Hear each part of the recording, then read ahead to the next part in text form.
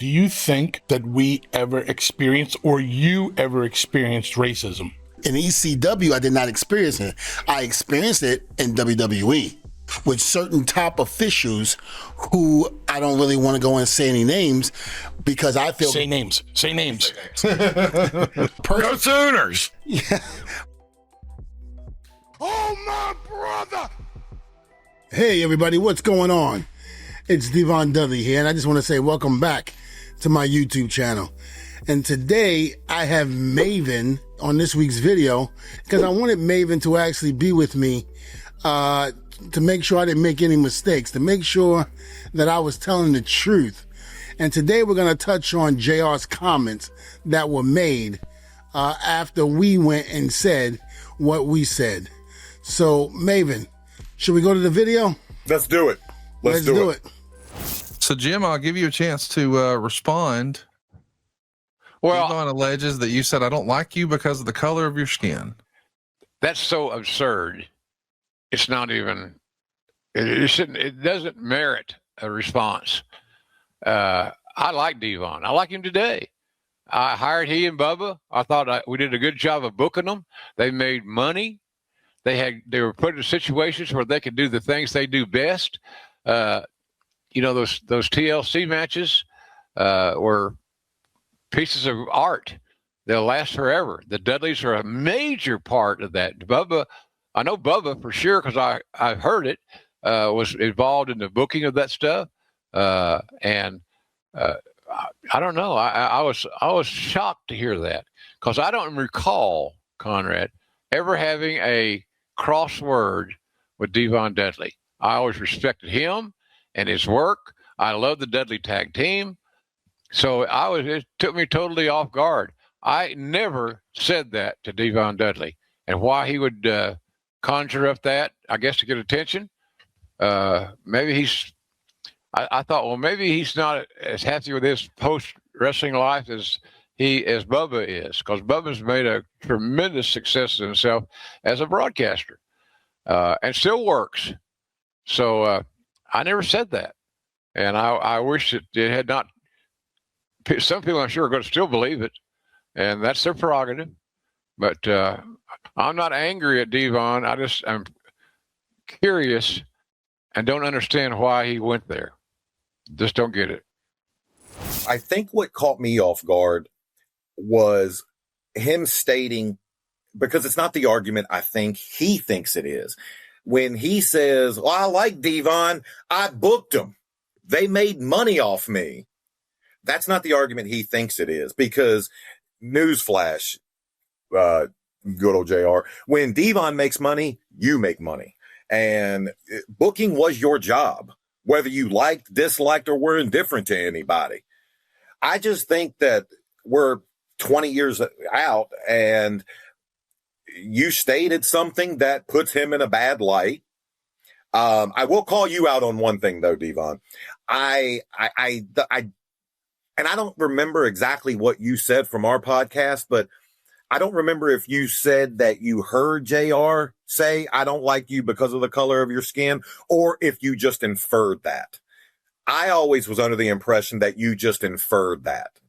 And so you can correct me on that. But that was the running, like all the brothers knew that backstage. Yeah, pretty much. And, you know, Maven, the thing about it also is he came to me and Bubba and said it. So, again, I'll go back. It was at the WWE restaurant, the grand opening of it. We were mingling with some of the guests that were there. A lot of them were artists, musical artists, things like that. And there were some actors and actresses that were there. WWE really, rolled out the red carpet for this event. Oh, I remember the drill. Yeah, it was huge. And I remember being upstairs and Bubba was like, let's go downstairs and see what's going on down there. So we went downstairs, and as we're downstairs, we're looking around, and it was like another private room downstairs in the basement of the restaurant. And it was kind of like there were so many people upstairs. We were just like, all right, let's just chill down here for a second, which is what we did. Here comes JR. JR comes down and we're like, JR, how you doing? Hey, JR. Boys, How you guys doing? I'm like, good, JR. You know, me and Bubba were like, good. He was like, hey, you know what, boys? You guys are fitting in really good here. And I was like, oh, cool. Like, all right. Yeah, you boys are doing really good. And this and that. I like you boys. I like you boys a lot. Devon, I'm not too sure. The verdict's still out on him. And I'm not too sure how I particularly feel about this. And I'm saying to myself, what does it mean by that? And JR says, you know, again, the verdict's not out yet, but I'm still a little hesitant with Devon. And Bubba knew what he was getting at. So Bubba butts in and goes, you know something, JR? Regardless to what, Devon's a hard worker. He never gives this company any problems. We go in there and do our business, and that's it.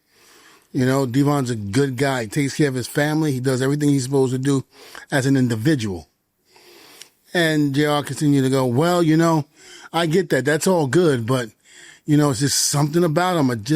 I'm not sure, you know, and this and that. And I'm not saying anything, and I'm keeping quiet. And finally, that's when it comes out. You know, he's black. You know, I don't know.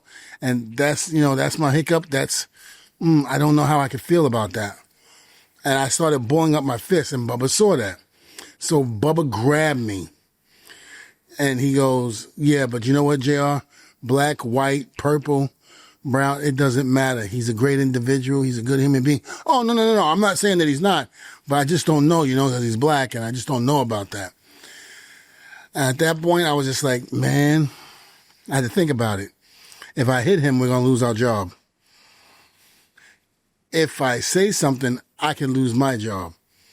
Because at that time, I didn't think that I would be able to fight that. Because again, you wouldn't have. Yeah. You wouldn't have. I'm a little fish in a big pond. Remind you though, when he said it, he was very drunk.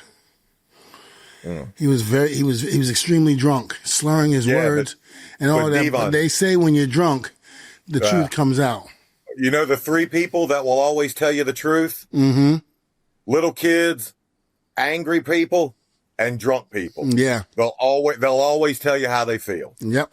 And then the other incident, like I said, was in Indianapolis, where myself, Dreamer,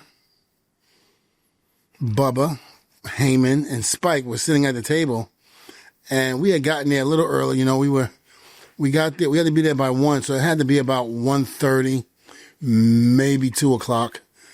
And I think JR just came in the catering. He just got out of the meeting. And he comes over, he says hello to everybody but me. I remember you telling me this. Yep. And Paul Heyman, you know, I don't know if Paulie, you know Paul and how Paul is. Paul is just, you know, because me and Paul had a great relationship. Paul Heyman basically discovered me, gave me my job in ECW, and made me who I am today. So Paul pretty much called him out. Says, what? You don't want to say nothing because he's, why you don't want to say hello to Devon? What's wrong with Devon? What? Because he's black? And Gerald went, you're damn right because he's black. You're damn right. Now, I don't know if he got mad at Paul for calling him out and ignoring me and saying hello, which he didn't have to. So, but that's fine. But still, I don't know if he got mad at that. And that's why he said what he said, because his ego got in the way or what have you. But that's what was said. Now, listen, it's all about, people want to say it's all about the race card. No one's pulling the race card here. The question was asked, had I ever experienced racism in the WWE? When Bubba asked me, he said, had you experienced it while we were together? And I told him, not in ECW. ECW, we were a family. ECW, it was well known that we were a family. ECW will always be that place that holds special in my heart because none of that crap existed back then in ECW. Could it have? Sure, but it didn't. Mm-hmm. That's how we knew that everybody was a family. We all cared for each other. We all nurtured each other. We all did the right thing amongst each other. So that was never, ever an issue there. So when it came up, I said, yeah, it was a top official in WWE. And you know, when I said this before on your channel, Going back, people thought I was talking about Michael Hayes. Yep. They thought I was talking about Vince, John Laurinaitis, Triple H. Nobody connected the dots. No, Nobody connected even the dots. Pat Patterson. Everybody's throwing names, and it had nothing to do with any of those individuals. And I'm going to go down the road. I'm going to go down the line here. Michael Hayes helped me as a producer. Michael Hayes, basically guided me as a producer, even with the main events when he didn't have to and he had his own stuff. Michael was there for me. Triple H was the one that gave me my job as a producer.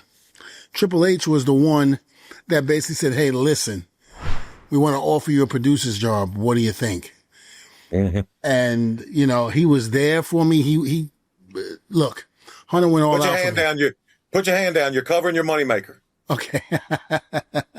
Dick. But he basically, he was there for me. As far as Vince goes, I've never had an issue with him and with race whatsoever. Yeah. And you hear stories all the time about WWE being racist or what have you amongst Latinos or black and this and that. And these are some of the fans because their favorites aren't being pushed or being used the way they feel that they should. So it's got to be a racism problem. Me working behind the scenes, I realized that it had nothing to do with race. It had everything to do with the person getting over and making it. And as far as Laurinaitis goes, a lot of people had issues with Johnny. Nobody liked Johnny. And, I even had a problem with Johnny. When we left in 2005, we were negotiating our contract with John Laurinaitis. And I remember going back and forth because they wanted us to take a pay cut. And we said no. But this is when they were getting rid of all of the Attitude Era guys and bringing in that new era. And I basically pretty much said, we said no, we didn't want taking a pay cut. So we kept going back and forth on numbers. And then one night stand, ECW, one night stand.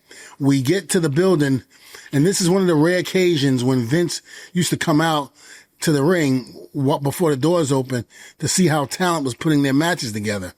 He comes up to me and Bubba and he goes, how's everything going with the negotiation? And we were like, oh, it's going good. We're at a little bit of a standstill, but we would love to have a meeting with you if possible. So at that point, after talking a little bit with Vince said, let's have the meeting. Let's have you come down to the office and do it. Call my secretary.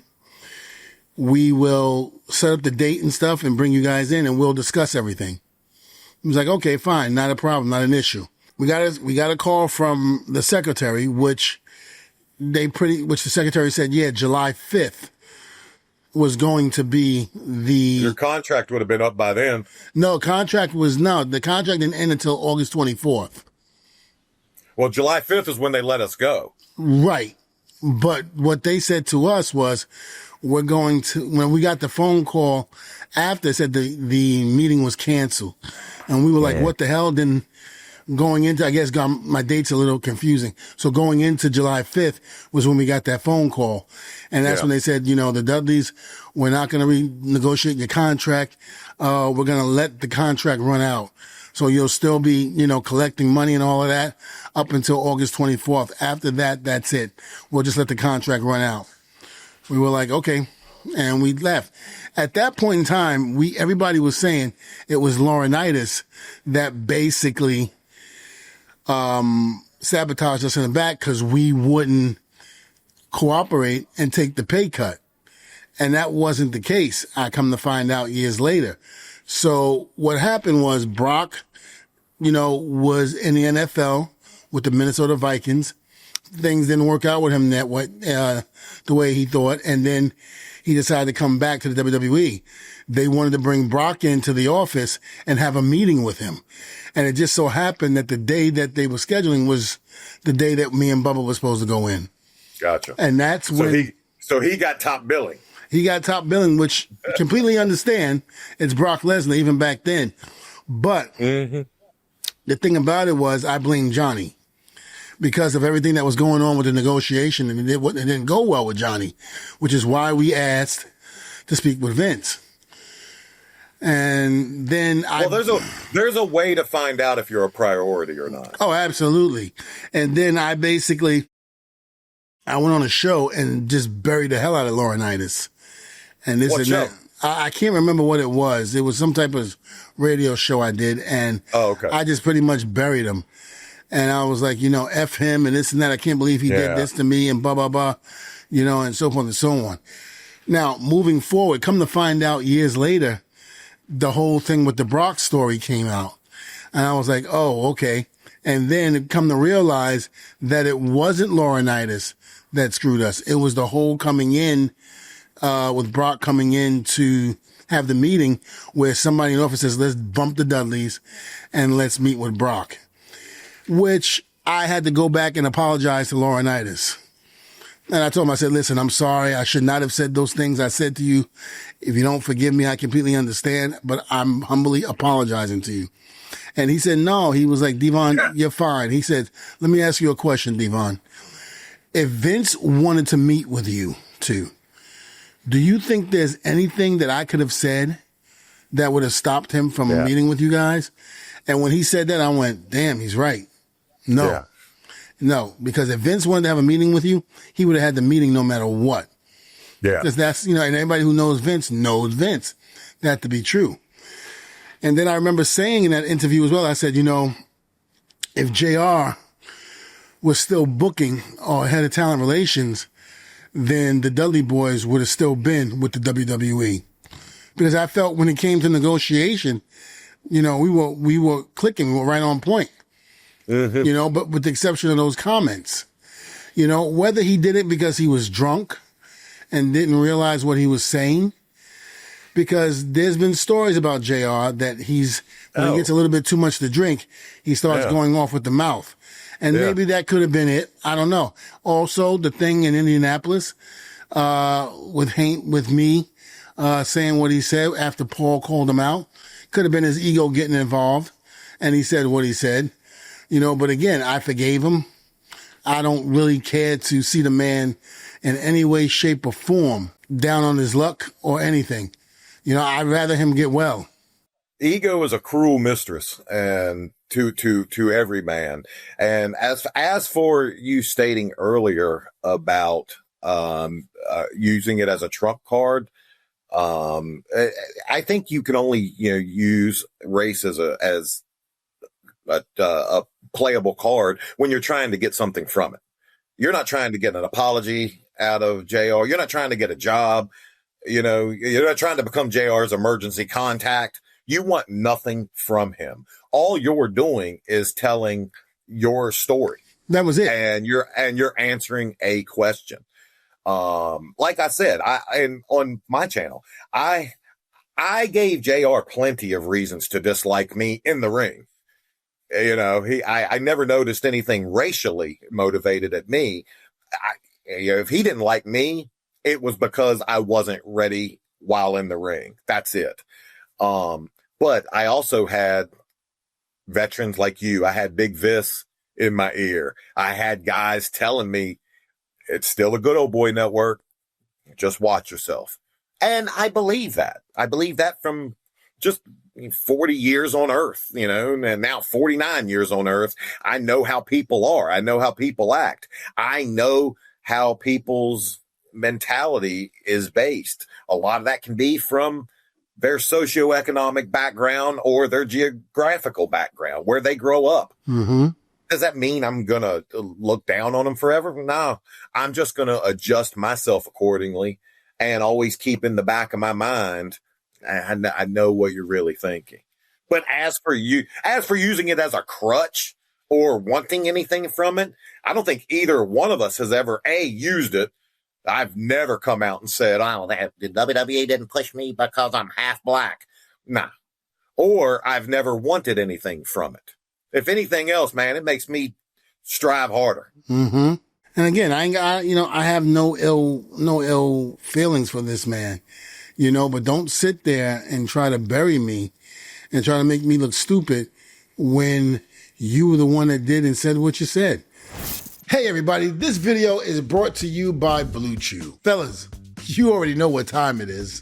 it's time to level up. And Blue Chew just dropped something crazy. So I'm talking next level championship belt, gold plated energy. Blue Chew Gold is the newest innovation from the #1 chewable ED brand. Hey man, this ain't your grandfather's gas station pill. This will keep you harder longer and maybe satisfy her a little bit longer. This is the 4-in-1 beast. And I guarantee you, after doing that, she'll be calling you a beast. This is setting the gold standard in performance. We're talking 2 ingredients for natural blood flow to keep that genetic jackhammer pumping. Blue Chew Gold dissolves right underneath your tongue, and it works in as little as 15 minutes. This is peak passion and peak performance in a single tablet. Make life easier by getting a little harder, and discover your options at bluechew.com. And hey, we have a special deal for our listeners. Get 10% off your first month of Blue Chew Gold with code DEVON. That's promo code DEVON. Visit bluechew.com for more details and safety information. We thank Blue Chew for sponsoring this video. Okay, guys, so now let's just get back to the content. You want me to tell you what he should have said? You want me to tell you what he should have said? Go ahead. You know, the JR from 30 years ago is a different man than sits in front of you today. I've learned 2 things. One, to be more understanding of people that might not look and be from where I'm from, and how to make better barbecue sauce. If he would have said that, you know, he doesn't have to fully come out and admit what he did, but maybe even add a little joke in there. Problem solved. And I guarantee you, as quickly as this news cycle moves through, it would have been forgotten about. If anything, he lit a match and threw it on an inferno that did not need an extra brush fire. You made it clear on my channel over a year ago when you were bringing up the story without saying JR's name. You wish no ill will on the man. Nope, sure don't. And again, when his wife passed away, I was very sorry to hear that, because his wife was a beautiful woman inside and out. She was lovely. She really was a caring person. I mean, she was really, really sweet lady. So when I heard about her passing, I felt real bad. And I wanted to reach out to JR and say, listen, I'm sorry to hear about your wife passing. It was a complete tragedy, but I didn't do it because, again, of the feelings that I had. So, but, again, I couldn't put over enough about his wife being a perfect, lady, and just a good lady. A kind woman. Soul. She really was. Soul. But I will say this. There was a story that you mentioned on your show, which you had completely backwards.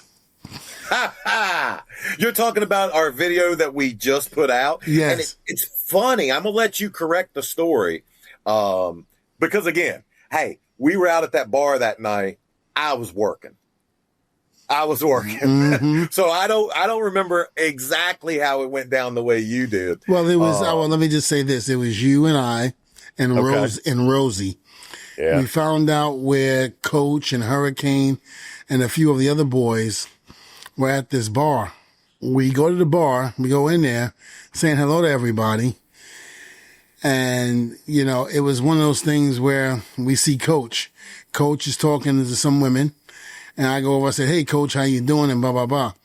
And the young lady that's standing next to him seems like she's got a little attitude. So I'm not even going to, bother with that.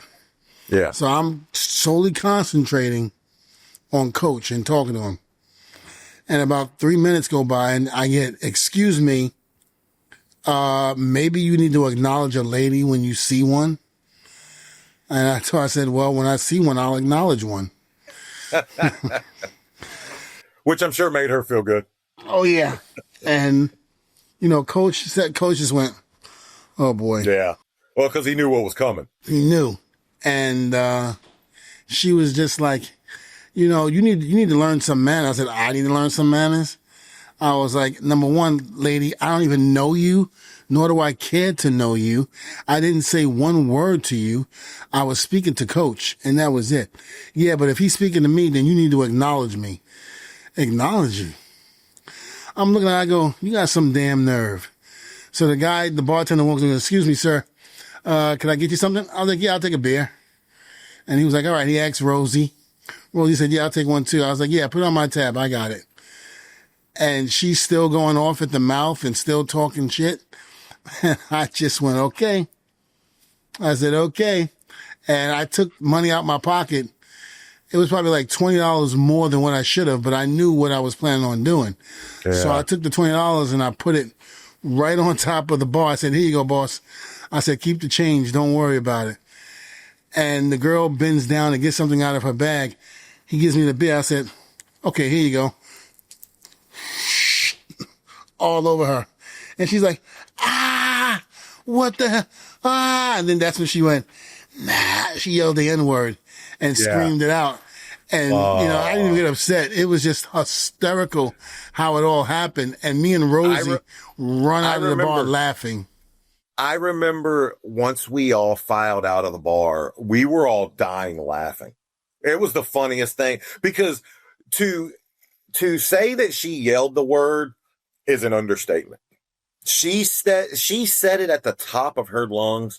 And it's almost like in a movie when the jukebox stop, or when the record stops and you hear. It was so, and everybody turned and looked at her. She looked like a wet golden retriever with a full beer over her head. and at that moment, her true feelings came out. And it was, and I don't even think I was laughing. We were laughing so hard. We weren't even mad. No. What she said. She had to go through the rest of the night with beer all over her. Oh, gosh. A full beer. Like a full beer. Yeah, it wasn't like you took a couple sips. You ordered that beer. When you ordered that beer, that was its destination. It was go right on top of her head. Right on top of her head. Every bit of that beer. Every bit. Rosie was dying. Yeah. Rosie lost it. God rest. I miss him. I miss him. Him and Eki. I miss him too. Yeah.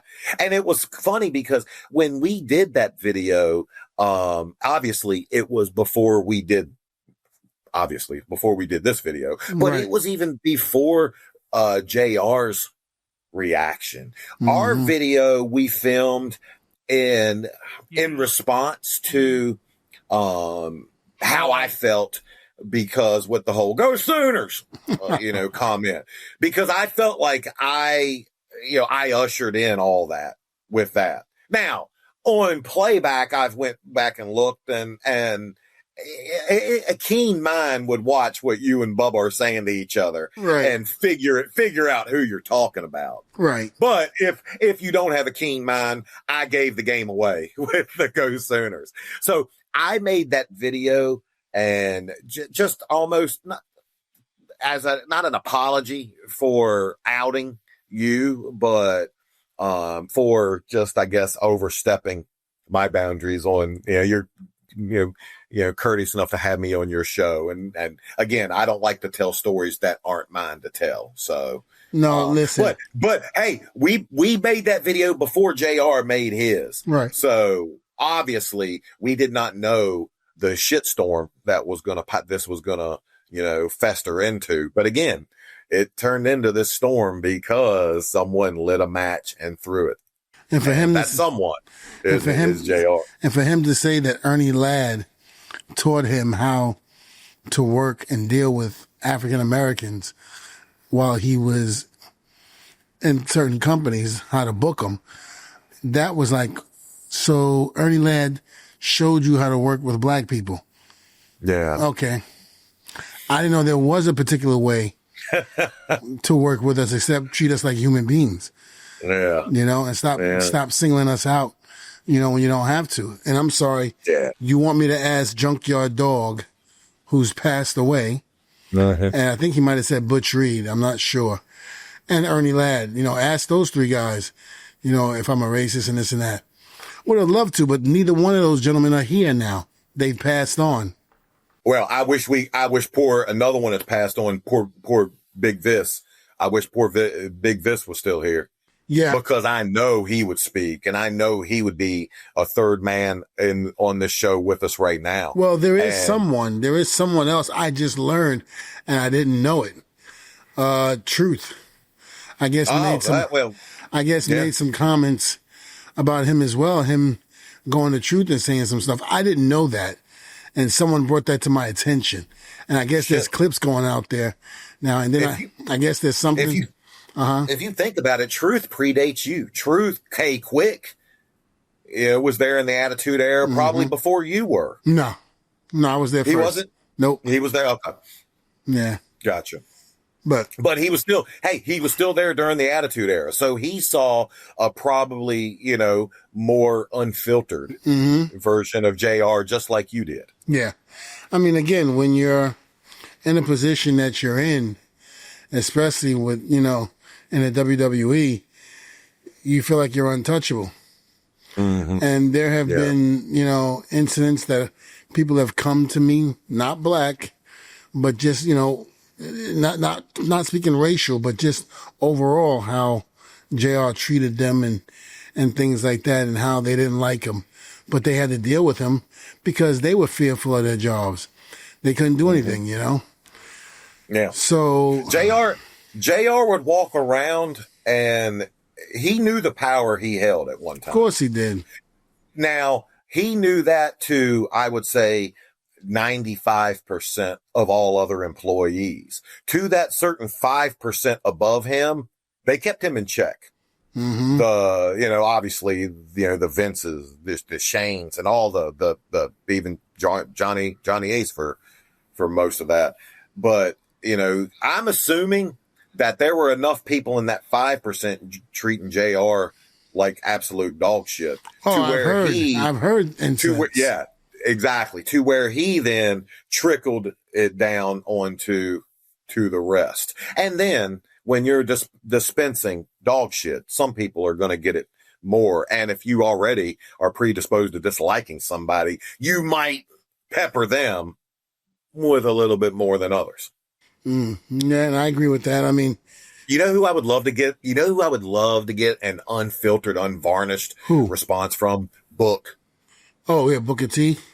I would love to get him. Booker went on the record saying that JR would never do anything to him or say anything to him. But he goes, but I also know that Devon isn't a liar. So, he went on record saying that he didn't have any issues with JR and that, he's never had any problems or anything like that. But I also know that Devon isn't a liar. And Devon isn't known to be a liar. I do know that when Vince Russo, who you recently had on, and great interview with, by the way, I do know when Vince Russo decided it's Book's time, we're going to make him champion. And he got pushback and people thought, not the way to go. And Vince stood by his guns. Russo stood by his guns. I would love to just go back and hear what JR's thoughts were at that time. Not now looking back on it, looking back at the Hall of Fame career that Book had, but at that time, was he, looking from afar and agreeing with making Book the man, or was he just, he's not ready? I don't know. I'm not saying that I know the answer. I don't know. Well, we don't. We don't know. I would like the answer. And the only people that could probably tell us is Vince Russo, and whoever else was. Let's get him on the line. That time. You sure he won't hang up on you? Probably. I hate that whenever race is brought up, people think that, you guys have an agenda. No agenda. There is no agenda, guys. Listen. No agenda. And I even said I have no ill feelings towards him. Okay, but don't take cheap shots at me for something that you did. Don't sit in something that you said. So don't sit there and tell me, that I'm lying, because I know I'm not. Listen, am I an angel? No, I'm not an angel by any means. Are there certain things that I'm not proud of that I've done in my life? Absolutely. Can I admit when I was wrong? Absolutely. Do I apologize if I've offended or hurted anybody over the years? Yes. And if anybody came to me and said that, then I would say, listen, I'm sorry. I humbly apologize, and I hope you can find it in your heart to forgive me, because I was never, ever, this stand-up type of guy. In other words, I've made mistakes along the way, and I've admitted to it, but I'm not going to sit here and say that I'm holier than thou, because I'm not. Even at this stage, I still make mistakes, but again, I'm not holier than thou, nor do I try to be like that. But again, I do keep God first, very strong in my life. I pray on a regular basis. Not only that, but I pray even for my enemies. I even pray for my enemies. So, hopefully God can wear them in a direction that he needs to wear them in to make them men and women of God. And that's what I do. I don't think you view JR as an enemy. No, per se. no. I think you view him as insignificant. Yes, that really doesn't matter in my life right now. And again, I'm not saying that to be malicious or rude, but I'm just saying we haven't spoken in years. That's another thing he said. I think he said, that we had spoken, or every time he sees me, we talk. No, we don't. So When was the last time you saw him? I saw him WrestleMania. Okay. This past WrestleMania in Vegas. Cordial? Is it No, cordial? we didn't even speak. I was walking with my lady. We were going to the autograph signing part. Hold on, wait. That's just funny how you just said that. With my lady. With my lady. I was walking with my lady, and I see him by the bar area where one of the machines was. He sees me. I see him. I turned away and kept walking. So was it an obvious on both party slight? An obvious, I don't want to talk to him, and I know he doesn't want to talk to me. I think so. Turn away. Okay. I think so. I mean, again, I just don't think that he realizes that, he's not looking good in this scenario, because again, you did what you did. Now just own up to it and be like, you know what? I screwed up, I'm sorry. End of story. People can forgive you once you admit when you're wrong. Well, the good thing about that, D, is whether he admits to it or not, it's not going to affect your life the least bit. You're going to continue doing what you're going to do. You're going to continue making videos. You're going to continue having your school. You're going to keep doing what you're doing. And the days of you needing anything from him are long gone. And that's the beautiful part about it. You also, I love the fact that I'll never need anything from JR ever. Mm-hmm. And that said, I wish him nothing but the best. Yeah, absolutely. I admire his wrestling knowledge. I was watching a video he did not too long ago in preparation for this, and I completely had forgotten about Danny Hodges. Yes. And he was talking about Danny, and I was like, and then I go in a rabbit hole watching Danny Hodges squeezing and breaking apples with his bare hands. So I admire what the man has meant to the wrestling business. Well, look, not to mention, said, I don't have to love everything about right, but not to mention, he was the face of the Attitude, or I should say, the voice. Of the mouth, him and Jerry the King Lawler. Listen, after Vince and Jesse and Bobby and Gorilla left, I never thought in a million years that void would be filled. After those men left. But then JR and the King came in and they tore it up. They took over right where they left off. And they were great. They were great. And I was very happy when I first appeared on Raw to hear Jerry the King Lawler and JR announce my match. Just like I was over the top ecstatic when Howard Finkel announced the ring announcement at Madison Square Garden, where I saw him so many times. And I remember it was The Rock and the Dudleys versus Triple H and X-Pac and Road Dogg. Man, sold out Madison Square Garden, and I'll never forget it. And who was it? Who was in the match? It was X-Pac, Road Dogg, and Triple H. And again, with you and who else? With me, The Rock, and Bubba. Yeah, Denzel Washington once told me not to name drop. Yeah, well, I'm doing it. Just, Shit.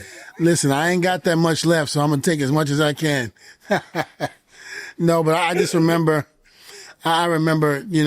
hearing Howard for the first time. I stood by the curtain and I was like excited. Before Triple H and them came out, I was excited. I was like, man, Howard's going to announce me. Because I grew up watching Howard Finkel. Oh, yeah. We all imitated. We all tried to imitate Howard.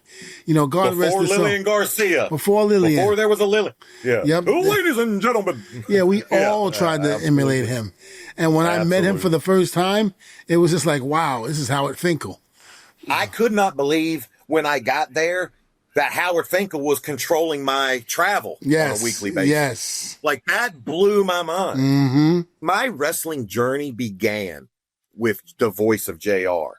Watching Monday Night Raw when they were advertising to get videotapes sent in for Tough Enough, I still remember hearing JR say it. Have you ever wanted to be a wrestler? And that caught my ear and that got my attention. My wrestling journey JR plays a role in that wrestling journey. And, so anybody, and I'm sure we'll get comments with some people thinking, how come you guys are still holding a grudge? And then you'll get comments of people, how can you forgive this man? You can't make everybody happy.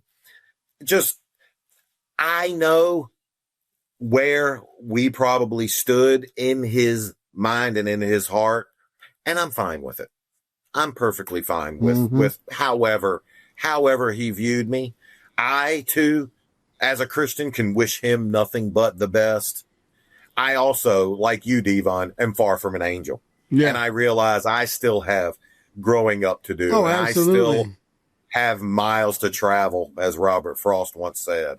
So I am certainly not going to heave stones at a glass house when I live in one myself. Oh, absolutely.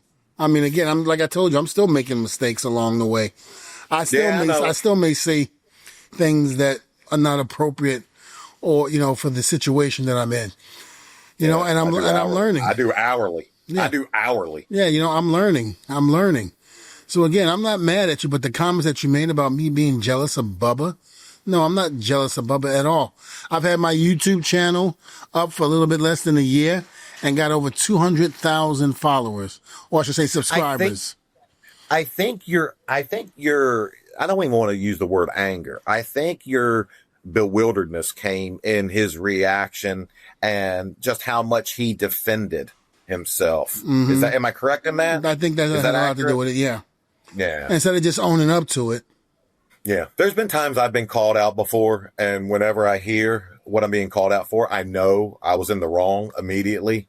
I don't even try to defend it. Oh, I call you in the wrong all the time. Yeah. And what do I say? You got me. You beat me. You got me. Especially with that story that story at the bar.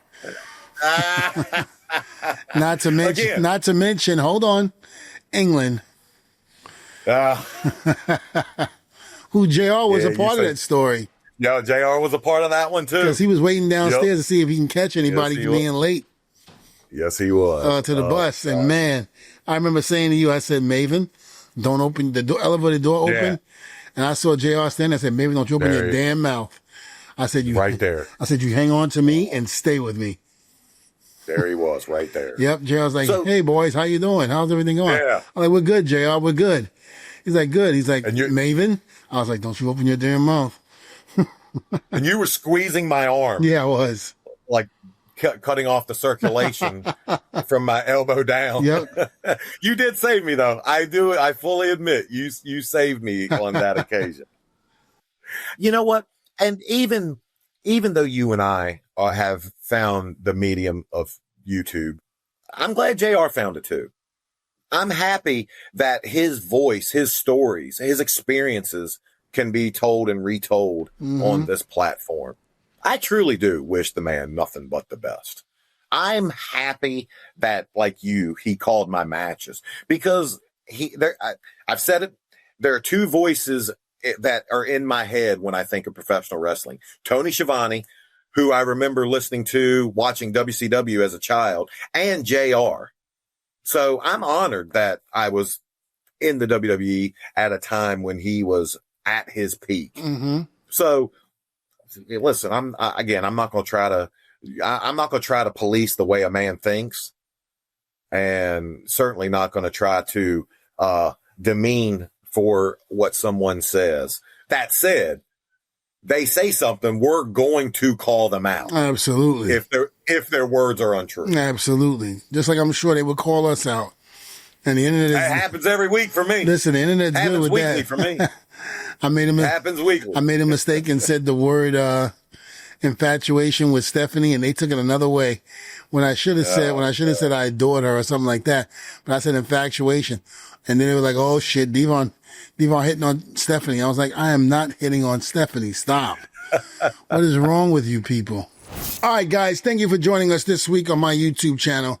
And I'd like to also thank Maven for joining us as well. Thank you. And even though I had to correct, even though I had to correct you on your story, on your show, hey, that's what I do. I've always done that with you since day one. Always. But I would like for you to know that Maven and I will be doing this again with the unpredictable Johnny Rods in New York City, downtown Brooklyn's Gym, 75 Front Street. So be prepared for that video to come out. And so with all of that being said, we're going to end this video and say thank you very much for joining us this week. And also, please subscribe to this channel and please leave your likes and comments down below. So without... Hey, you son of a bitch. Tell them to subscribe to mine too. I was just about to say that. No, you weren't. I was just about to say that. You didn't let me finish. No, you weren't. Let me finish. Listen, I would hang up on you, but I don't know how to do it. I'm not that advanced in technology. No, but yes, please like and subscribe to Maven's YouTube channel, because this will be the last time I put his ass over. He is the reason why that I'm so successful in what I'm doing, and he's helped me out tremendously. So please watch and subscribe to Maven's channel. So, are you happy now? I gotta go because I've never got a compliment like that from you, and it's going nowhere but downhill from here. So, well, listen, thank you, brother. I'm glad I was able to do that. Love you too, Maeve. So without any further ado, oh my brother, testify. See you next week.